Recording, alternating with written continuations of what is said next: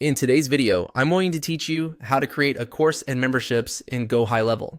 By the end, you'll know exactly how to start a new course inside the memberships area, add your core details, and get ready to set pricing and access options.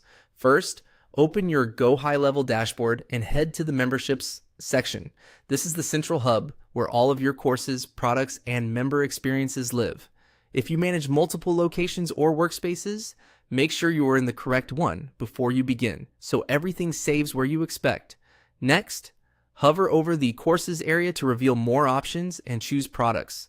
Think of products as the shell that holds your course content, its branding, and how people will access it. It's a great place to organize everything from a single course to a full catalog. On the products page, click Create New. This starts the setup for a brand new course product. When prompted, select Start from scratch. Templates can be helpful later, but starting from scratch gives you full control over structure, naming, and branding.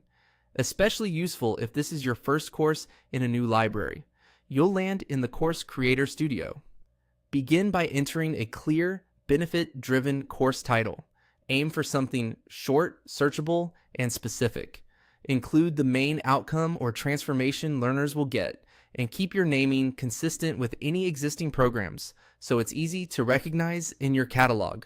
Below the title, add your course description. Use a concise paragraph that explains who the course is for, what they'll learn, and the results they can expect. If your course has prerequisites or recommended tools, mention them here to set expectations. Keep the tone welcoming and action-oriented so prospects feel confident about enrolling. Now, upload a thumbnail. Choose a clean, high-contrast image that aligns with your brand colors and is easy to read on both desktop and mobile. A 16:9 aspect ratio works well.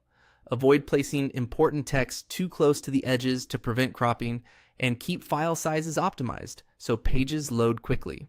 When your basic details look good, go to the pricing section.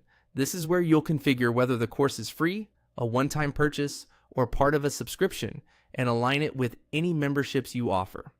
You don't have to finalize pricing yet, but navigating here ensures you're ready to connect access and monetization as soon as your content is in place. That's it for the initial setup. You've created your course product, added essential details, and you're positioned to set pricing and access next.